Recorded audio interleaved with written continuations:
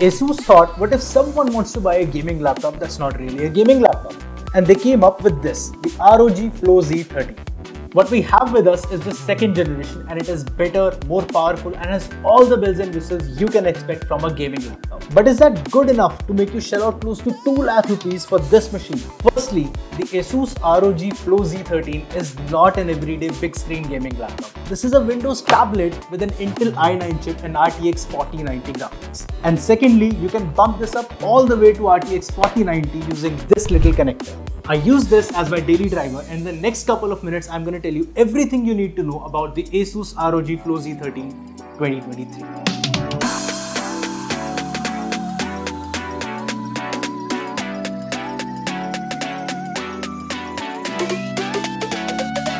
Let's talk design first. It is portable but in its own different way. Like, you cannot use it in tablet mode for more than 10-15 minutes unless you're Arnold, but you can use it in tight spaces like flights or for a quick gaming day. Now it weighs only 1.18 kgs, but it feels really heavy. But you're going to like the way it is built. It has a solid metal CNC chassis, a really sturdy hinge, and a neat RGB window to let you take a sneak peek inside the laptop. And it has a dedicated camera on the back. Yes, ASUS went on to put a good camera at the back.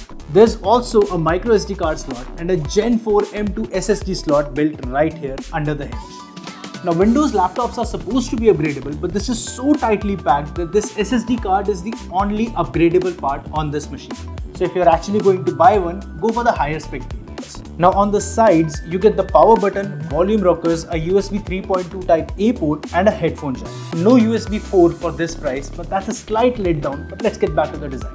The power button sits flush and the volume buttons protrude, so you can figure out their position without even looking.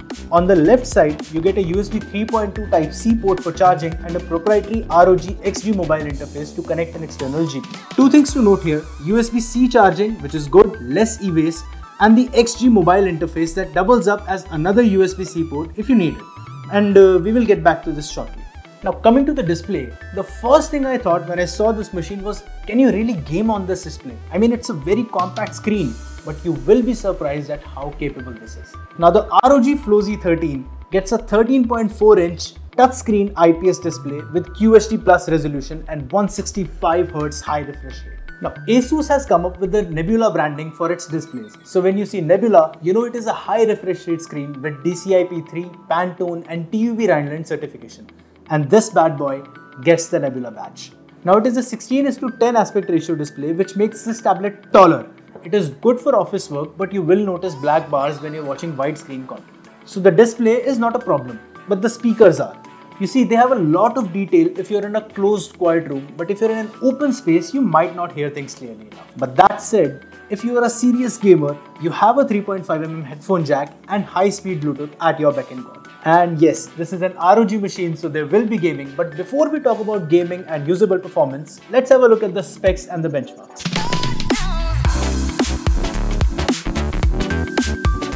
The ASUS ROG Flow Z13 is packing a 13th Gen Intel i9 13900H chip paired with NVIDIA RTX 4060 laptop graphics. The model we have with us has 16GB DDR5 RAM, 1TB PCIe Gen 4 SSD, and the mobile XG connector port that lets you add more power and more ports. Now I benchmarked the ROG Flow Z13, stress tested it and played Far Cry 6 on maximum settings for 8 straight hours, and here are the results. It scored 49,193 on Catzilla, Unigine 2 got 4743 and Cinebench got a multi-core score of 13,786 and a single core score of 2018.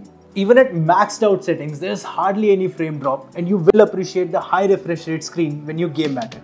It is a compact screen, but it is no doubt a really good screen for gaming. And when you max it out in turbo mode, you can actually hear the fans in a quiet space. But it is a slight hum and doesn't get annoying even at full power. Since everything is vertically mounted, the heat is going upwards and there's no heat coming to your palms at all. And you will appreciate that. So the hardware front is sorted, but ASUS also has a clever piece of software to give you more control over this laptop. The Armory Crate is a really useful tool that gives you granular control over the laptop. You can control the CPU and GPU performance, tweak the display, and play around with the keyboard and back windows RGB lighting. I particularly like the scenario profiles in this program. You can link an app to it, Like I linked Far Cry 6, and every time you launch it, Armory Crate takes care of settings like refresh rate, keyboard lighting and GPU output. But everything has its pros and cons, and I believe in this case, Windows is the weak point of the ROG Flow Z13. You're good to go if you're using a keyboard and trackpad, but touch inputs are still hit and miss. But that's a Windows thing, and this is an ROG machine. So let's talk about this little port here right now. The XG mobile connector has some serious horsepower, and once you hook this machine up to the external graphics, this turns into an entirely different monster. This pricey piece of hardware I got here is an RTX 4090 mobile GPU. And here are the benchmark scores after we hook this machine up to this. After connecting the XG mobile, we got benchmark scores of 51,362 on Catzilla and a Unigine 2 score of 31,345. In fact, this thing is so powerful that it has its own cooling system and power supply. But what do you need it for? Far Cry 6, Forza Horizon and maybe a couple of other games like Cyberpunk can make full use of this GPU.